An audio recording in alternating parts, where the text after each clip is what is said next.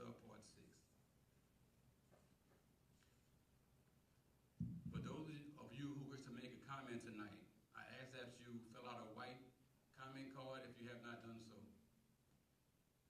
Please mark whether you wish to speak and then bring your card up here to me or the court reporter. The public comment period will end on July 24th, 2026 at 4:30 p.m. If you desire to submit a written comment for consideration after the close of this hearing, please submit your written comments to the Office of Permitting and Compliance, Engineering Division, 617 North 3rd Street, Baton Rouge, Louisiana, 70802. Written comments can also be emailed to injection-mining@la.gov. That's injection-mining@la.gov. Any written comments submitted via mail must be postmarked by tomorrow, and any comments submitted via email must be received by July 24th, 2026 at 4:30 p.m. Please understand that you may make written comments as well as oral statements. If you have a lengthy statement you intend to read, we ask that you summarize the statement and provide it to the court reporter. If you plan to enter into the record any oversized documents that are larger than 8.5 by 14 inches, we ask that you reduce them to 8.5 by 14 inches. If you plan to enter into the record any video or audio recordings, you must have a copy here tonight for the court reporter. All written comments will receive the same level of consideration as oral statements. Copies of Gulf Coast Sequestration LLC's application were made available for public review at the Office of Engineering Division in Baton Rouge, Louisiana, and on the Department of Conservation and Energy's website. Public notices regarding this hearing were published at least 30 days before this hearing in the Cameron Parish Pilot, the local parish journal, and in the Advocate, the official state journal. At this time, I call on Mr. Holden Hitchcliffe to file into the record the appropriate state exhibits and provide a synopsis of the application.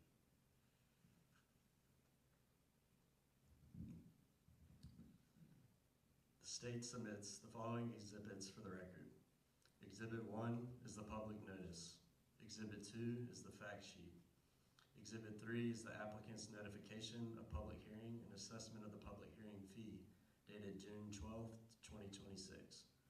Exhibit 3A is the receipt of the public hearing fee, dated July 14, 2026. Exhibit 3B is the application availability at the Department of Conservation and Energy, dated June 18, 2026. Exhibit 3C is the posting of the link to the electronic application package on the Department of Conservation and Energy website, dated June 18, 2026. Exhibit 4 contains the proof of publication of the public notices. Exhibit 4A is the proof of publication in the Advocate, dated June 18, 2026. Exhibit 4B is the proof of publication in the Cameron Parish Pilot, dated June 18, 2026. Exhibit 5 is a list of interested parties notified of the public hearing. Exhibit 5A is the confirmation of the public notices sent by mail, dated June 23, 2026. Exhibit 5B is the confirmation of notice to the parish governing authority, dated June 17, 2026. Exhibit 6 is a draft order number UIC 2026-09GS, Form UIC 60, Class 6 injection well application, and attachments for application numbers 45031 and 45032, dated June 18, 2026. Exhibit 7 is reserved for public comments and exhibits. Next, the department will summarize the application for the record. Gulf Coast Sequestration LLC has submitted an application to drill and operate 2 Class 6 geologic sequestration injection wells in Cameron Parish, Louisiana, designated as follows. Minerva South, CCS, well number 1 and 2, located in Section 3, Township 12 South, Range 13 West. The surface coordinates for the proposed wells are 30 degrees, 2 minutes, 34.10 seconds north, 93 degrees, 40 minutes, 20.63 seconds west for well number 1, and 30 degrees, 2 minutes, 33.84 seconds north, 93 degrees, 40 minutes, 20.48 seconds west for well number 2.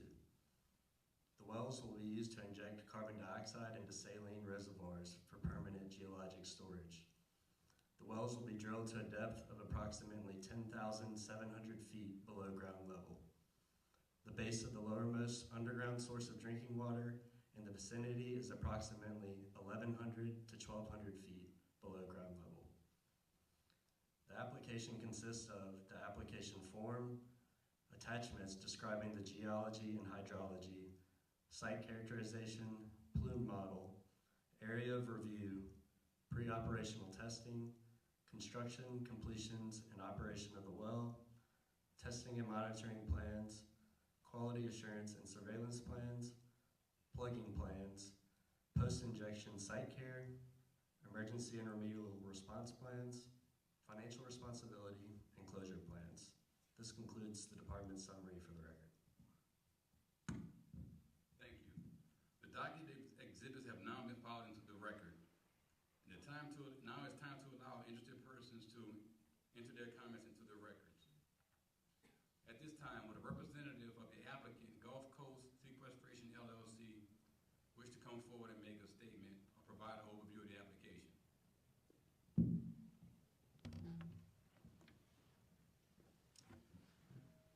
Ryan Furby with Gulf Coast Sequestration.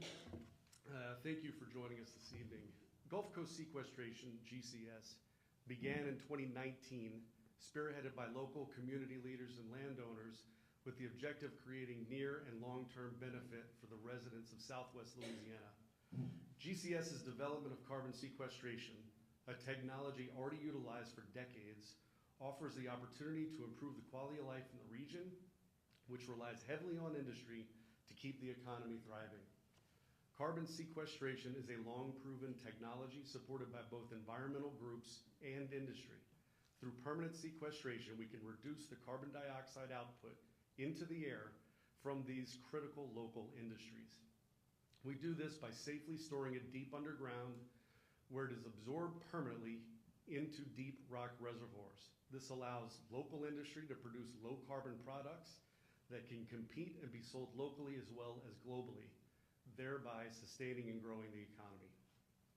The reservoir that will store our CO2 is within the formations that have been studied by oil and gas producers for decades. The CO2 will be permanently trapped into these well-understood deep brine-filled reservoirs. Then it will become a part of the rock and pore space, safely stored away from and at greater depths than any active extraction. And again, this is not new technology. CCS has been consistently supported and championed by all U.S. presidential administrations since George W. Bush enacted 45Q tax credits in 2008, which incentivizes innovators like GCS to find ways to accelerate deployment that would benefit the economy. It has also been supported by the previous Louisiana governor as well as the current administration. And there is no doubt that the Louisiana Department of Conservation and Energy's permitting process for carbon sequestration is strict, thorough, and rigorous, more so than for any other class of well. The safety of our drinking water is the lens through which the agency reviews all data, as do we. GCS intends to store our CO2 around 9,000 feet below the Chico Aquifer. This is the same aquifer, by the way, that has been safely and successfully drilled through thousands of times to extract oil and gas. And the surface location of the two wells we're discussing tonight are carefully, thoughtfully, and intentionally located on remote, largely uninhabitable private land that is generally used for ranching. The people here from GCS are tremendous professionals, but first and foremost, we represent generational residents of Southwest Louisiana. This is our home where we want to protect the environment and the people while bringing real benefits for generations to come. At GCS, we pride ourselves on being responsible pioneers for the community, and we want to make a long-term positive impact through safe, well-tested science and economic opportunity in the area where we live. As always, we appreciate the dialogue with the community and look forward to your comments. Thank you. Thank you.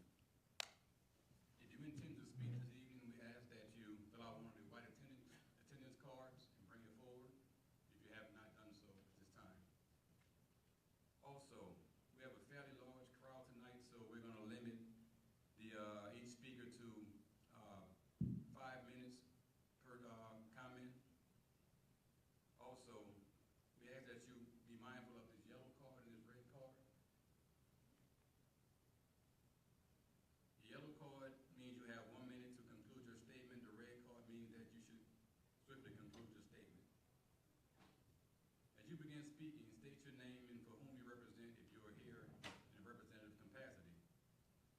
When another person is speaking, we ask that you not make loud statements or comments or conduct any side conversation, as this tends to distort the record. Again, the public comment period will close on July 24th, 2026 at 4:30 p.m. With that said, I will now receive public comments.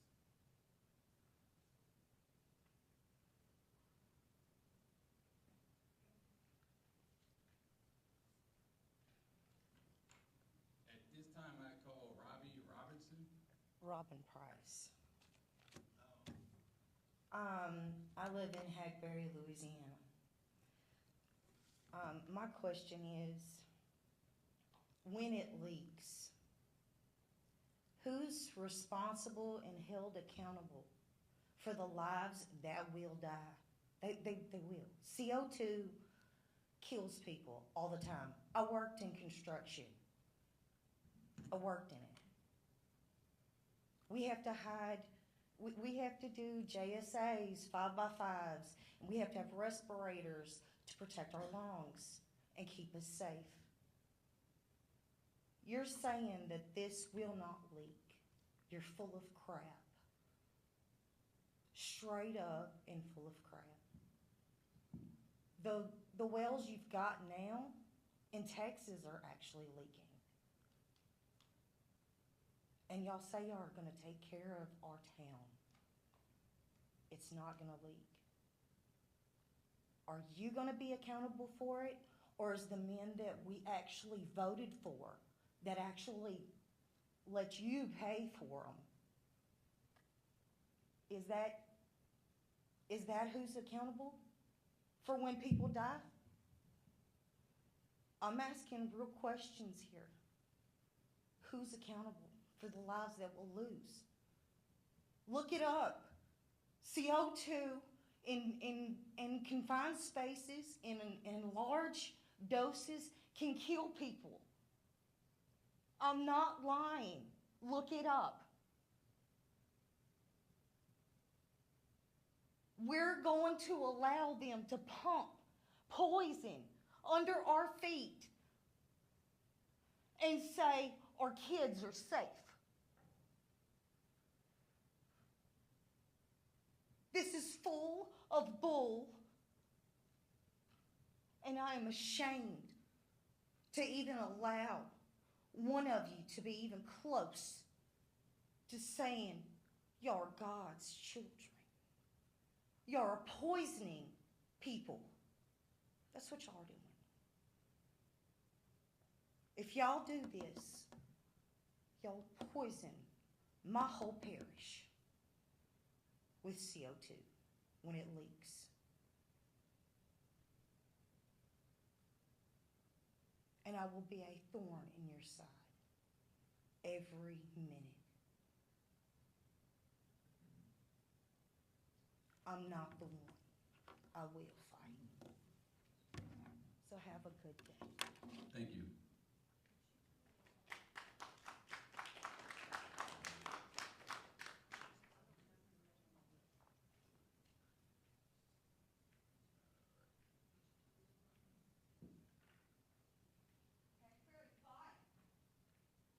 Next, we have Mr. Robbie Robinson. Robertson. Robertson. Yes, thank you. Thank you, sir. Thank you very much. I'm just an interested citizen. I am, however, a retired chemical engineer, former chemical plant manager. Spent time as a consultant with the U.S. Department of Energy looking at alternatives for changing carbon emissions from industry. Been a consultant for safety and process safety in industry, and have, in my spare time, taught high school biology and environmental science. I have no connection whatsoever with anybody behind this project. I'm interested in the long-term environmental impact from carbon capture and sequestration, but my primary interest is to ask that everyone come to together full of knowledge, that people are given the opportunity to know the details behind these projects, and that those who are building them, facilitating them, permitting them, do all they can to help educate the public. I support this project because it is profoundly in the best interest of the citizens of Cameron and Calcasieu parishes, Southwest Louisiana, and Louisiana overall.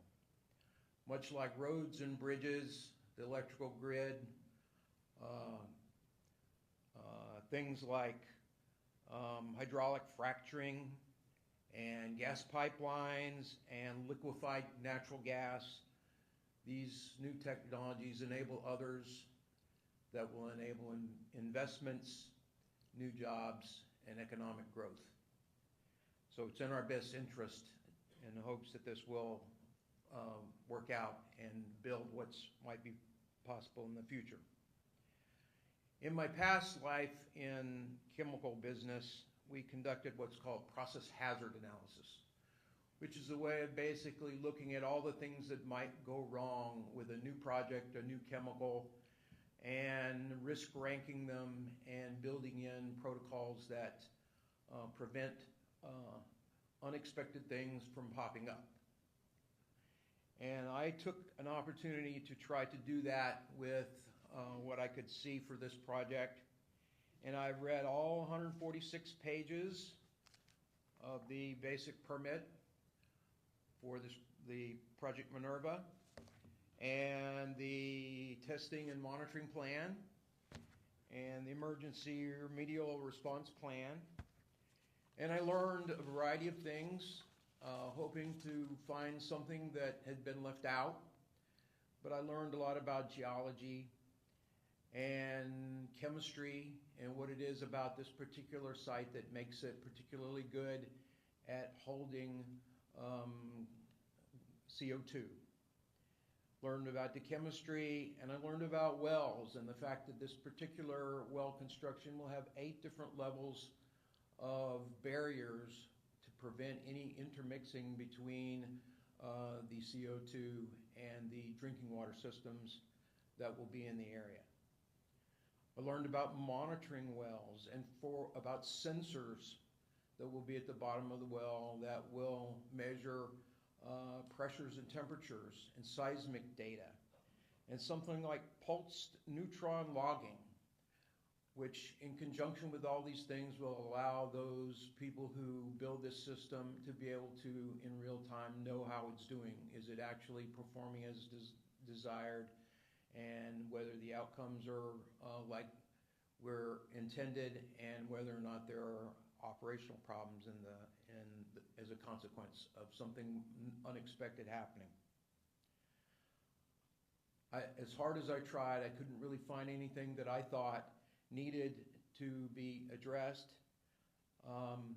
Perhaps if I had more time I could, but what I would say is everyone should feel reasonably confident in both the people who permit and the people who will manage and build this project.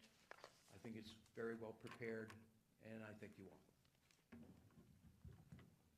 Thank you, sir. Next we have Chad Hanks.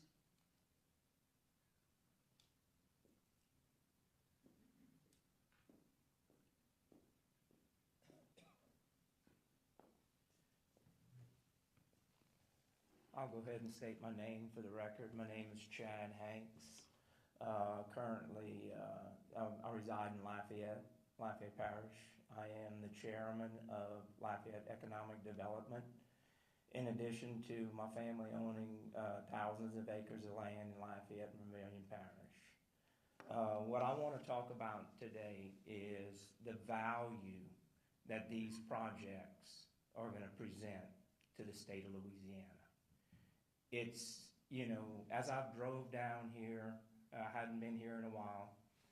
27 used to be the expressway to Holly Beach, Cajun Riviera. And as a kid, I was down here a lot. But as I've seen all of this economic prosperity in the southwest corner of the state, I'm jealous being from Lafayette. This project will only amplify that. I think what we're looking at is we just had an engineer. I'm not going to talk technical. You heard from him. The protocol, safety, the fact that it's so below the surface, below the aquifer. I don't foresee ever having an issue. There's a lot of people that talk about eminent domain and expropriation. That's not what this is about. I'm a firm believer of property rights. And these people have a piece of property that is pristine, geologically set in an area that is in dire need of having carbon taken out of the air. Because what that is going to allow is an increase in the economic development in this area, jobs. We talk about often our kids are leaving the state of Louisiana. But what's happening right now from an international perspective, a national perspective, the opportunities for manufacturing to increase their capacities, increase their business, and increase job for local communities such as Calcasieu and Cameron, Lake Charles. You've seen that growth. So as a proponent of economic prosperity for the state of Louisiana, this project is so very important to show that it lifts off to the ground and that we see the progress from the manufacturing, the LNG, all the things that are going to benefit from this, the Westlake, the emissions that have been going on in that community for years will probably start falling down a little bit. So it's my perspective, the importance to the state of Louisiana. We are geologically perfectly positioned to take advantage of an international requirement to do business. Thank you. Thank you, sir. Next, Mr. Fred Tyler.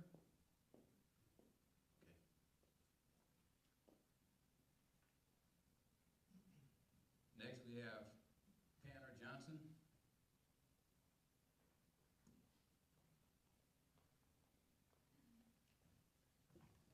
Thank you. My name is Tanner Johnson, and I represent Louisiana Citizens for Our Future. It's a statewide coalition dedicated to promoting fact-based public dialogue about the role of carbon management in Louisiana's energy, industrial, and economic future. We believe communities deserve accurate information, respectful engagement, and the confidence that important decisions are made by science, the law, and the public interest. Our organization supports this draft permit because the department's Class 6 review is designed to ensure projects move forward only after they meet rigorous scientific, engineering, and environmental standards. The department has concluded this application satisfies these standards, and we support that decision. Carbon capture and storage has sparked considerable debate and controversy in Louisiana. All citizens have every right to voice their concerns and opinions, and they certainly can disagree about the subject. But this hearing is not a referendum on carbon capture. It's about whether this application meets the rigorous standards for protecting underground sources of drinking water, public safety, and the environment. That's a technical determination, and it's been made on the evidence, the law, and the professional judgment of those charged with reviewing the application. I'm not a geologist, a scientist, or an engineer, and I don't pretend to be. That's why Louisiana entrusts this responsibility to experienced scientists, engineers, and career public servants whose job is to carefully review the application. We do the same thing every day in other walks of life. We rely on judges to apply the law, doctors to diagnose illnesses, engineers to design the safe roads and bridges we travel on every day. Their determination carry weight because they're trained and they follow established standards and they're accountable for their work. The public should absolutely ask questions and participate in the process as we're doing here tonight, but decisions like this rest on the technical record developed by the professionals charged with reviewing it. This project also represents an investment by a Louisiana company that will employ Louisiana people. Southwest Louisiana has long been built on innovation, industry, and hard work. When companies are willing to invest here and meet Louisiana's standards, they deserve a permitting process that's fair, consistent, and predictable. That approach protects our natural resources while supporting jobs and economic growth. Louisiana Citizens for Our Future believes environmental stewardship and economic opportunity are not competing values. When projects satisfy rigorous regulatory standards, we can protect our resources while welcoming responsible investment that create opportunities for Louisiana families and strengthen our community. Thank you for the work you've done in reviewing this permit and your commitment to making decisions based upon the law, the science, and the facts. We respectfully encourage the department to issue the final permit if, after considering all public comments, it determines this application continues to satisfy the Class 6 requirements listed in our laws and regulations. Thank you. Thank you. Bill Bruce.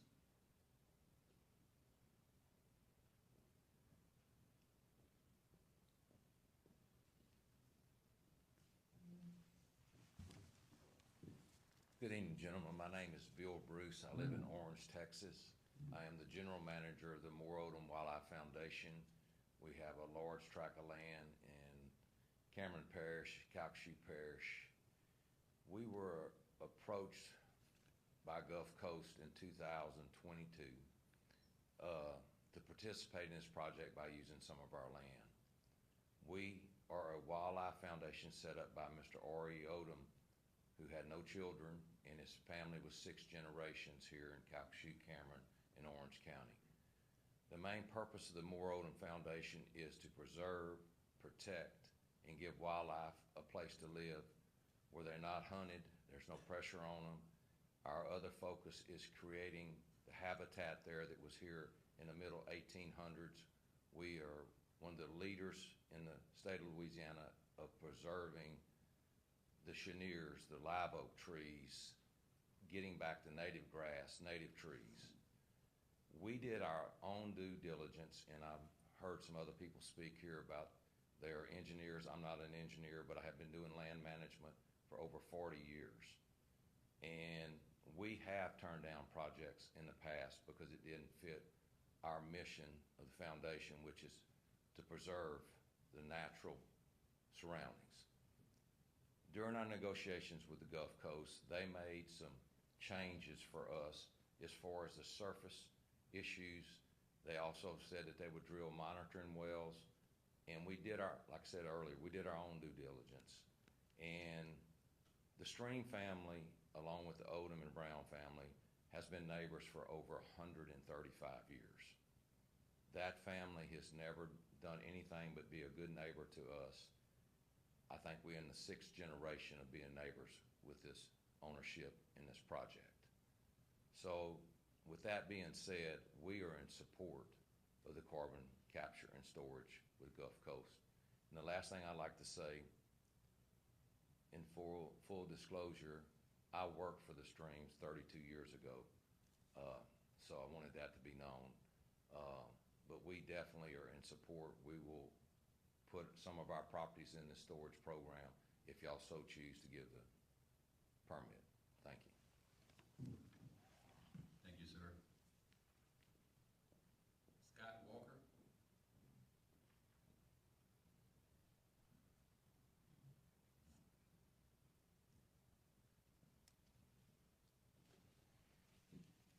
Good evening. My name is Scott Walker. I'm the president and CEO of the Southwest Louisiana Economic Development Alliance, and I'm here in support of this permit application.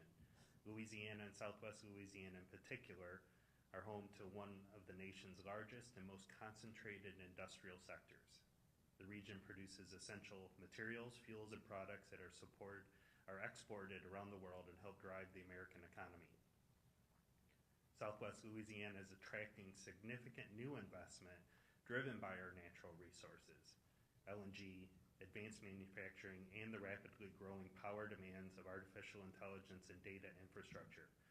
This growth is happening now, and the decisions made today will determine how much of it Louisiana captures. This year, we launched a new strategic plan for the region called Accelerate Southwest Louisiana. It calls for building upon the region's existing strengths while diversifying into next-generation energy, engineered materials, advanced manufacturing, aerospace, logistics, and other emerging industries.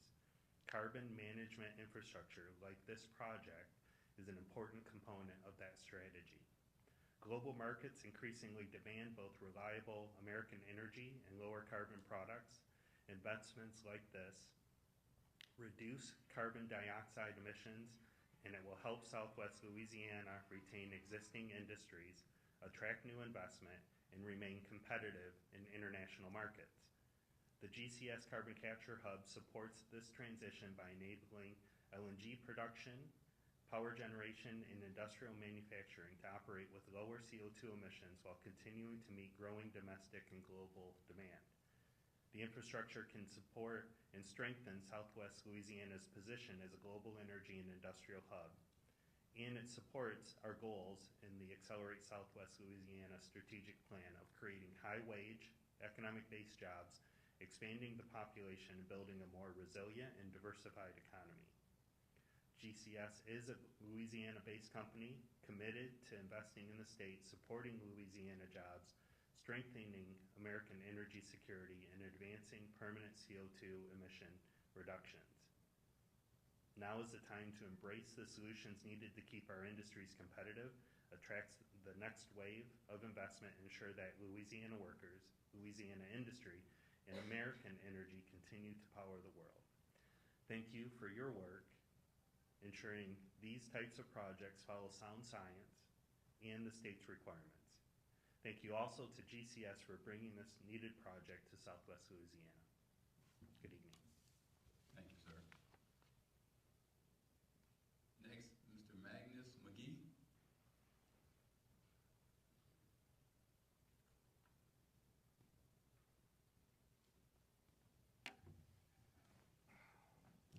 Thank you guys for being here today. Hope you bear with me. I'm not the speaker that some of these guys are. Jotted down a few notes. I want to say for the record that I am pro-business and pro-oil and gas. Worked 45 years in the oil and gas industry and retired as such. I also am an elected official, and my number one obligation is to the safety of the people that I represent. You're seeking a permit for a Class 6 well, and the pipeline route is not clear, and may be out of our jurisdiction, but it will affect people wherever it is. It is not reasonable to grant a permit for a well without knowing where it will get the CO2 to inject, or even what percent of impurities will be in it, or the makeup of those impurities. You ask us to give consent without knowing. Would you take a shot from your doctor without knowing what's in it? CO2 as a pipeline substance is new to most people in this area, and the emergency response to this emergency is different, and we are not prepared for it. Has anyone reached out to the people who will have to respond for training or for the equipment that's going to be needed for this response? I'm a public official, and I know of no reach out as far as that goes. As for the Class 6 permit, what is the basis and documents used to determine its safety? Have these documents and studies and determination factors been made available to local government? As far as I know, it hasn't. They may be out there, but they have not reached out to us. It's not our place to go and dig for these things wherever they may reside. Even if these have been done, does it list the danger that could cause to our aquifer? With all the water issues already, why would we risk this? When industry does talk about this, they love to say, we've been doing this for 40 years. If that's the case, why are we having this meeting for a Class 6 well now? All of the publicity says you have to support this if you support oil and gas. CCS is not an oil and gas activity. Let's call it what it is. It's hazardous waste disposal, and let's treat it as such. Thank you.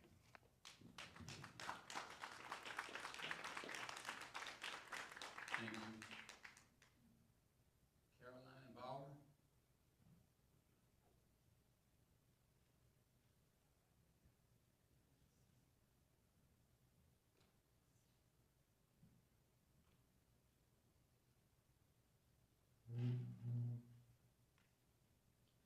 Good evening. As a resident of Southwest Louisiana, I'm asking that this department deny the Gulf Coast Sequestration's proposed permit.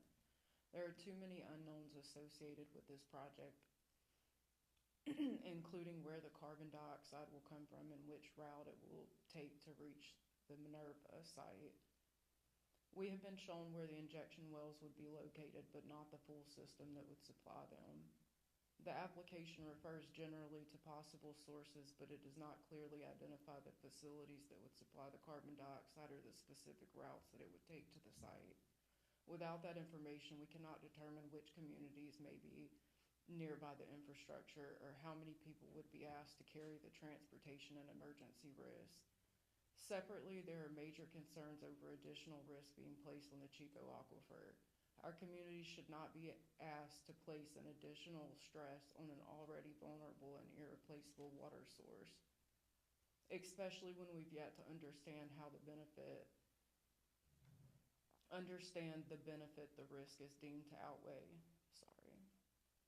The applicant's emergency response plan refers to our local emergency responders, but we are still wondering how evacuation and rescue would be carrying out during a concentrated CO2 release, including a situation where emergency vehicles may have the potential to stall.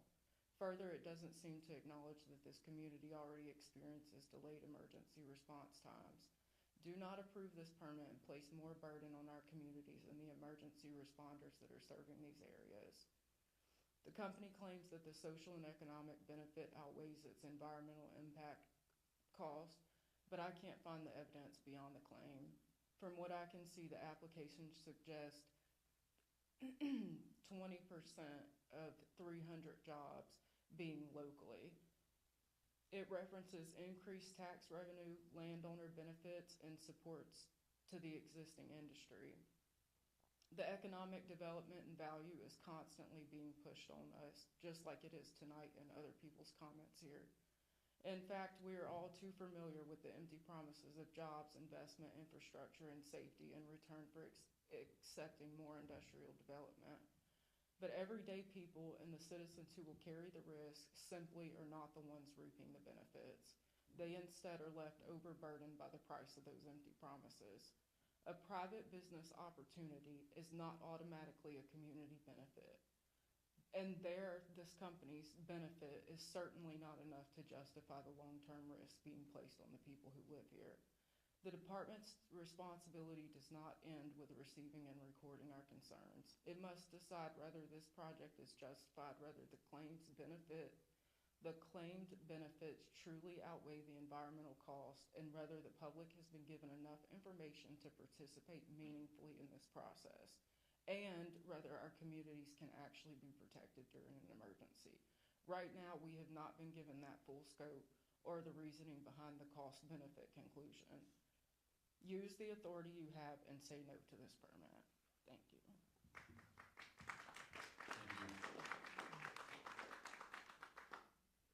Robin Dickman.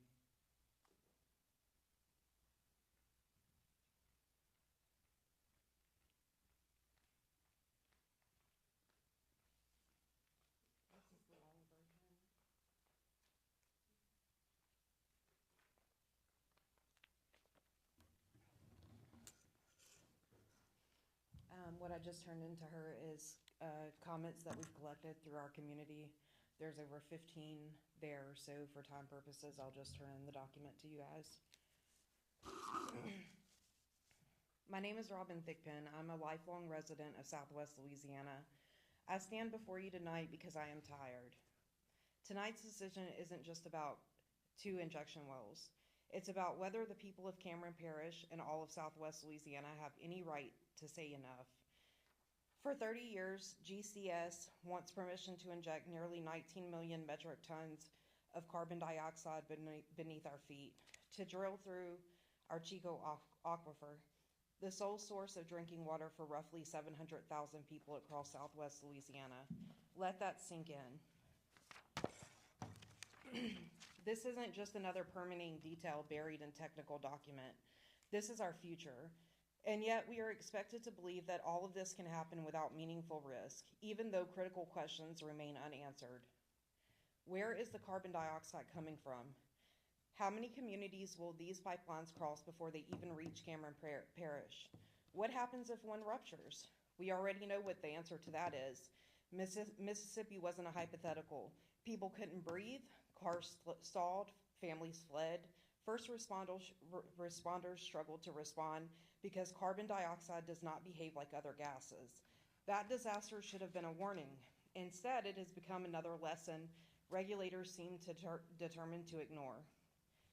We are also expected to ignore the growing web of industrial projects surrounding us: LNG terminals, carbon storage sites, injection wells, pipelines, hazardous waste facilities. But we don't experience these projects one at a time. We experience them all at once. Where we stand, this line has been crossed years ago. Let's stop pretending that this is rigorous oversight. The regulations are already too weak, yet agencies responsible for enforcing them still fail to do so. Instead, they ask the very companies with billions of dollars on the line to police themselves. They trust repeat violators to tell the truth about their own pollution, their own permit violations, and their own mistakes. History has shown us exactly how that ends. This is not regulation, this is regulatory failure. Not every piece of Louisiana should be available for sale to the next corporation with a permit application. Some places deserve to remain whole, and communities deserve to be protected instead of continuously exploited. The truth is, the project is being sold as comet progress, but there is nothing just about solving one problem by creating another. There is nothing sustainable about asking one region to absorb endless industrial risks so polluters can continue business as usual. And there is nothing ethical about gambling with drinking water of nearly 700,000 people because a corporation promises everything will be fine. For generations, we've been told to trust industry, that if we just accepted one more plant, one more pipeline, one more permit, prosperity would follow. Well, where is it? Look around. Cameron Parish doesn't even have a hospital. Emergency response is horrendous due to the traffic from the LNG facilities. If even a quarter of those promises were true, Southwest Louisiana should have streets paved in gold. Our schools should be ranked #1 in the nation, not dead last in everything. Our hospitals should be second to none. Our families should be thriving. Again, look around. Instead, we're left fighting for health care, mourning loved ones, watching our environment and the way of life disappear, carrying burdens that no community should ever be asked to bear. The corporations got the wealth, we got the pollution, they got the profits, we got the consequences. We cannot even afford to fight the damages and illnesses that these multi-billion-dollar companies leave at our doorsteps. We have some of the highest utility rates in the country. How is that even possible? We can't afford to live here, and we can't afford to leave either. This is why promises from industry are no longer enough. We've lived with the results of those promises, and we're here tonight because we refuse to be sacrificed again. Please do your job before even more irreversible damage is done. If the duty and responsibility that comes with your position and your department doesn't compel you to step up, then let it be your moral obligation that finally pulls you to do the right thing by we the people. And if that is still not enough, I ask again, as I have many times before today, please step down so we have a shot at someone actually stepping up to do what the job requires. We need people that refuse to accept any other agenda except the agenda of the people that you were supposed to be protecting and representing. Thank you. Thank you. Michelle Lejeune.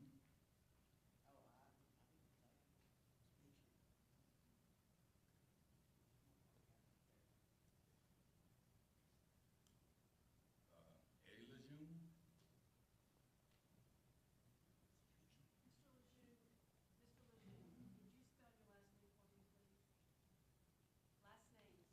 I'm hard of hearing. Last name, spell it please. L-E-J-U-I-N-E.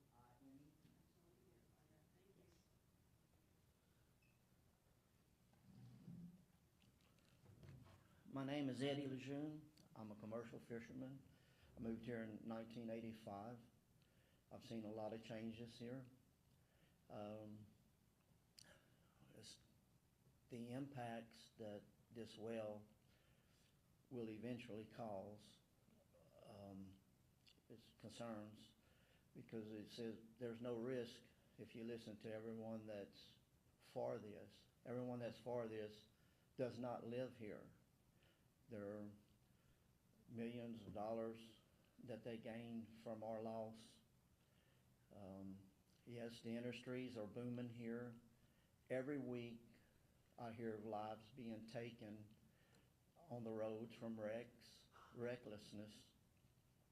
And about 15 years ago, just north of us, there was a gas leak, chemical leak at the chemical waste plant. It's not far as the crow flies. My daughter, my grandson, was one of the first to come through that gas and caused nosebleeds. There's throwing up, and paramedics was called. My wife called. I told her what I thought it was, and it was what I thought. And so when I get there, they were transported by ambulance back through the gas, and there was supposedly little or no chance ever for this to have taken place. Accidents happen. The drilling that far down, yes, it may be safe. I have no clue, but it's not worth it. Not 1% chance that this could fail and contaminate our water, come up in a gas form and suffocate people, kill wildlife. To me, it's not worth it. As a resident, I fear for the safety of our people. I look around in the audience. I don't see a lot of people. The whole town should be here protesting this. But it's like everything else. When we come to these meetings, we talk. It still seems like they go forth, and the rich get richer and the poor suffer. So Cameron, what's taking place over there. I see cement dust flying at night. Cement is not good for the people. I see all these plants that's in Lake Charles, sulfur areas. They've dumped stuff in our waters for probably 100 years. They've been caught, some haven't.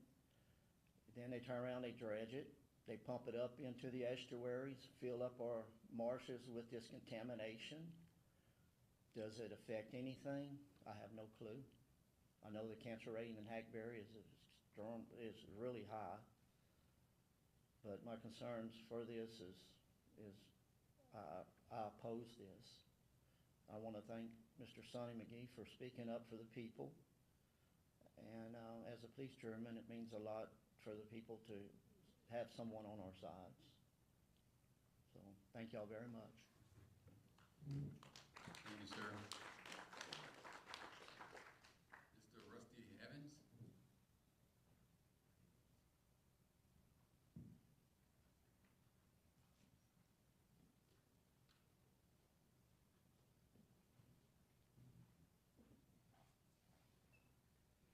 My name is Rusty Havens. I'm with the organization SWLA Abolitionists. Over the past 15 years, I've run that organization, and we're simply a nonprofit that fights human trafficking. Human trafficking happens all over the world, all over the nation, and even in Southwest Louisiana. It's in every industry. It's even in this industry. So my questions are, what guarantee do we have that the laborers who are working to build, to maintain, to repair, what guarantee do we have that they're not being trafficked?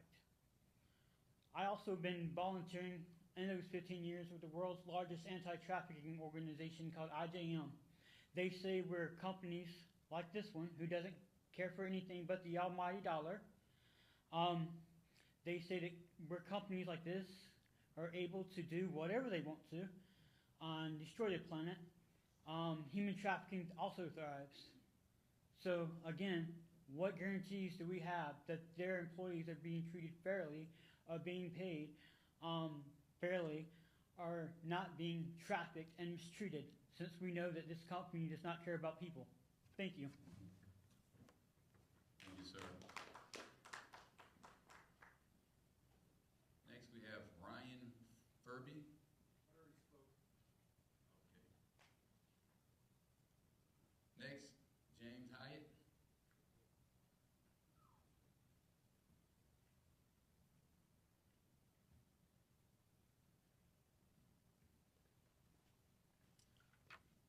Good evening. My name is James Hyatt, and I'm the director of For Better Bayou, a nonprofit organization based in Southwest Louisiana. And before I get started, this idea that carbon capture sequestration has been going on for 40 years, that is a lie that the industry has continued to say. We have not stored carbon underground for 40 years. That's what they're trying to push all over the place. That has not been stored for eternity for 40 years. I appreciate the opportunity to come and speak and to have public engagement. The department should be commended for doing that. Unfortunately, the reality is that even with public engagement, the department in my opinion, is a captured agency, captured by the lobbyists and the industry that it is supposed to regulate. Not just the Department of DNR, DCE, whatever the name is today. DCE is what it is. Y'all issue coastal use permits that regulate the moving of mud. And yet we saw last year that CP2 construction spilled mud outside of containment clear to people's eyes. It ruined an entire oyster season. It has decimated livelihoods and lives of fishermen. And we have tried for a year to get that rectified. And the only people they engage with are stakeholders. There's no bigger stakeholder on the waterway than the people who depend upon that water for their livelihoods. And if the department cannot regulate or enforce what we can see with our own eyes, how can we have faith that you can regulate and enforce regulations 2 miles under the ground where we can't see? One of the things in this permit application is that the monitoring stops 35 years too early. Their model says the CO2 plume will not fully settle until year 115, but the monitoring ends at year 80. Their own modeling shows the pressure reached 3 faults. The method they actually use in the permit has one of those faults cutting through the ceiling rock above the injection zone. The earthquake risk is way understated. 2 fault segments show a 10 to 15% modeled slip chance, far above the under 5% figure that the application narrative highlights. The earthquake study that they used is from 1989. Done for a different type of well and was never updated for this CO2 project. Right next to where this injection site is a salt dome, Black Bayou Salt Dome, that has plans, industrial plans, to store natural gas for use in either shipping out or as a holding. What are the ways that this injection well and that salt dome can interact? The area of review specifically carved out did not look at that salt dome. That is a concern. I don't think that it being carved out means it's safe. I think that there's a lot more that should be looked into. Modeling data only depends a lot upon what the inputs are. And if the inputs are static, not a salt dome that may have pressure waves and pressure fronts moving, along with this pressure front of injecting CO2, there's some concerns. What's actually being injected, this permit talked about that it's not going to be 100% CO2. The Gulf Coast Sequestration Zone spec allows up to 3% of other gases, including methane, hydrogen sulfide, which is toxic, corrosive, and immediately dangerous to life and health, and trace mercury. The sources, as others have said, are undisclosed. The CO2 will come from undisclosed strategic partners in the Lake Charles Industrial Corridor. We don't know where the processes are supplying it or what really is in that 3%. The testing to find out what's in that 3% is in the permit is said to happen quarterly after blending. I used to work in a refinery lab. I know that you can smudge some numbers. Multiple supplies of CO2 combined into one pipeline before Gulf Coast even samples it, and they only have to sample it 4 times a year. A bad batch, a bad slug of something could be given to them and put into this sequestration. And then allowing the polluters to self-certify what they're actually sending in this stream is troublesome. We've watched time and time again that the people who self-regulate themselves, and they underreport what they actually put into the atmosphere, and the regulators, people assume the regulators are watching. I know the regulators aren't watching, and that the fox, if they are watching, the fox is guarding the hen house. Nearby legacy wells used ordinary cement, not CO2 safe cement. This AOR also, only found, they couldn't find one well that they had to relocate it because it wasn't on the map. My point is this: we cannot continue to just rubber stamp. The department should not be rubber stamping CCS because some international, we have to do this. They built these LNGs without CCS. We don't need CCS for any other industrial investment that's coming. The reality is Europe is backing away from their own requirements. So I think that it is pertinent. I'll wrap with what I want the department to do. Extend monitoring the 115 years modeled. Require frequent independent CO2 stream testing before blending with public source disclosure, not quarterly grab samples of undisclosed blended mix. Require a current site-specific earthquake study, not a 1989 report for a different type of well. Require actual on-site water and rock testing before, and not data borrowed from 30 miles away. Require a hard numeric trigger for pressure problems, not a discretionary we'll consult about it process. Require a complete field-verified inventory of every old well within half a mile outside of that boundary. Consult what pressure will happen between this salt dome and this. Bayou Corn happened because regulators were asleep at their wheel, and the company did not actually speak to the seismic activity that they saw.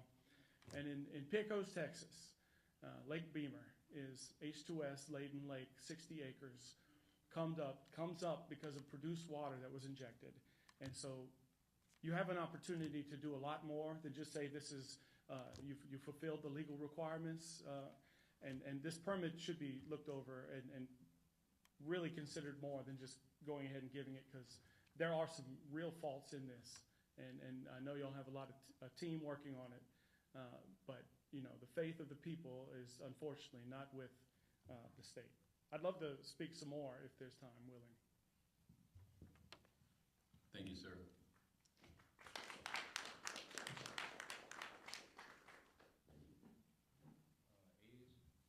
Aiden Wingate.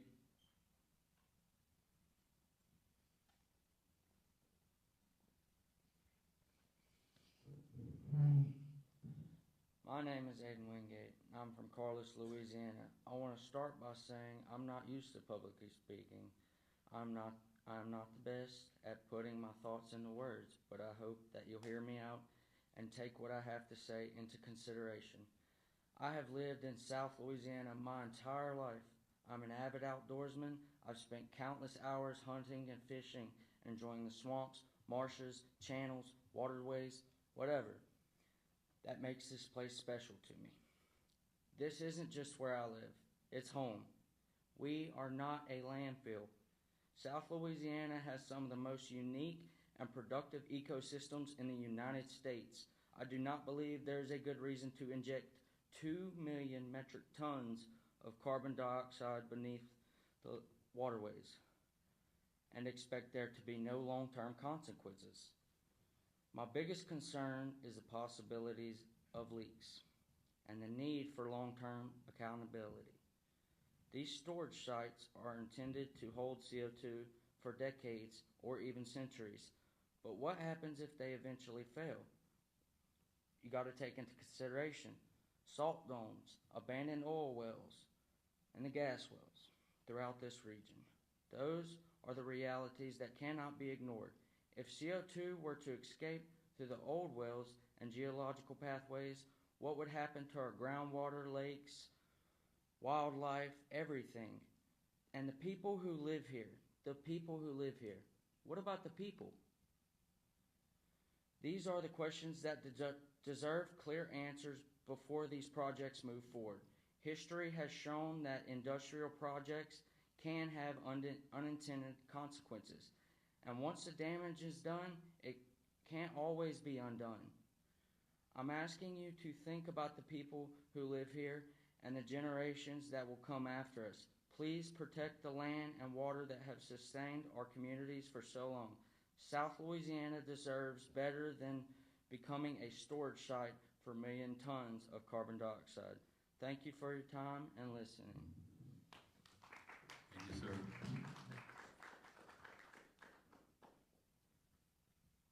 At this time, are there any more participants, commenters who wish to speak on the record?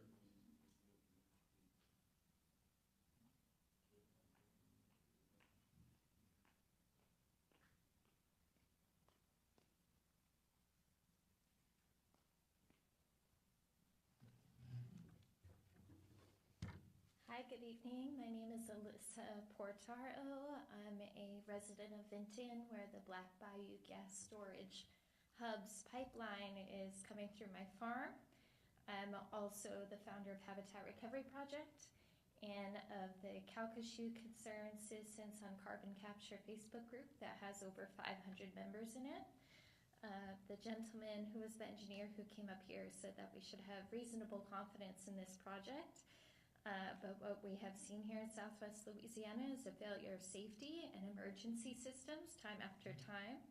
We've heard about rigor, regulations, and things going according to plan and permits, but that has failed too. The LNG boom that has happened in Cameron has been fast and dirty. Permits do not mention how many people get sick, how long it takes first responders to get to site. We've seen traffic, as people mentioned, result in deaths on the roads. And in Sartarsha, Mississippi, when the carbon accident happened, over 45 people were hospitalized and the emergency vehicles shut down in the middle of the road because no engines could combust. The compounded risks of this coming here has not been taken into consideration with this project. We have relaunched a website this week, clearcameron.org, that does community air monitoring, and we have done that because the community has not been given transparency or informed consent about what has been pumped into their air. We have air monitors around town and have been grateful for the opportunity to do that. However, projects like this continue to cause added concern to citizens who already are experiencing things like cancer and other illnesses, especially those whose lives are intertwined with the ecosystem, where their exposure is higher than most people. I ask you not to approve this project. It's experimental technology, as people have mentioned, and the residents of this community, for the most part, are against this. We have seen meetings like this have low turnout of residents, but it's not due to their approval of these projects. It's an accessibility issue, and I hope that gap continues to get informed by people who care about these projects and show up to these meetings.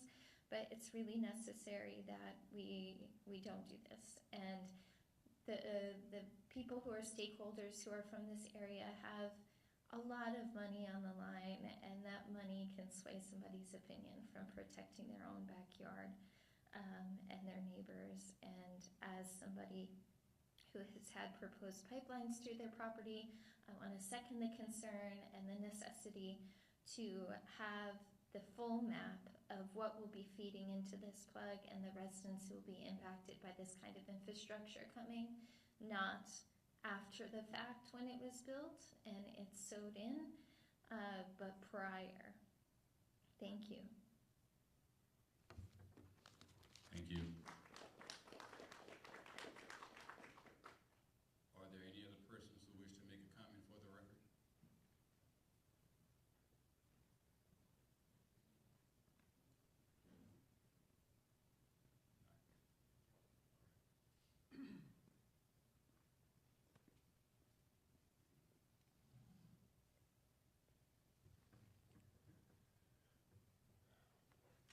Hi there, my name is Gray Stream. These wells will be located on the Stream family property that I'm here representing. And I was the big mean industry guy, I guess, from someplace far away that decided that starting this to assist local industry was somehow going to be a good thing. The fact is, this isn't some kind of evil mega corporation from far away. This is, you know, our family has supported this company and is proud of the work that it's done, feels extremely confident and about how it's been handled, has seen very firsthand the type of technical and regulatory rigor around this.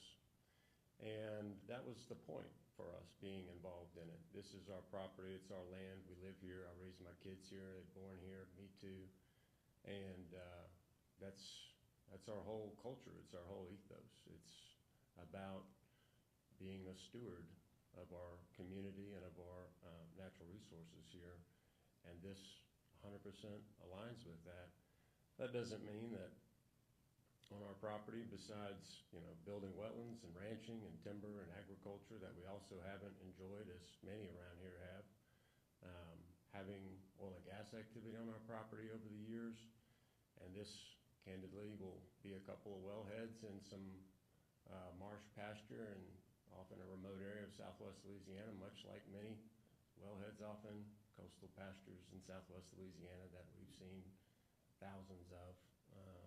And so it's not like a mega, anyway. I do think the main point to make is that this is not a permit that allows injection.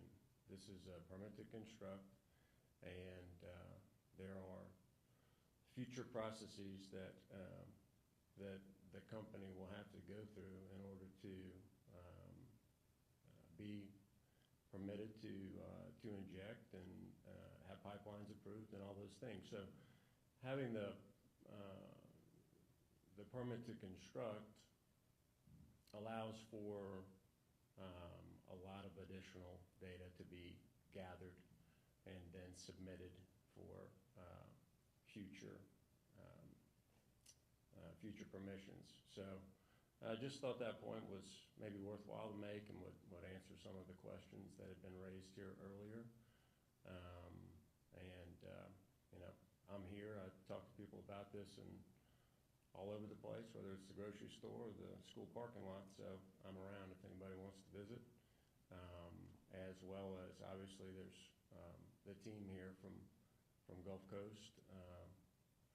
But as the landowner and as somebody that plans to be here and continue our stewardship for a very, very long time and wants to support the economy of the region and continue to reinvest here,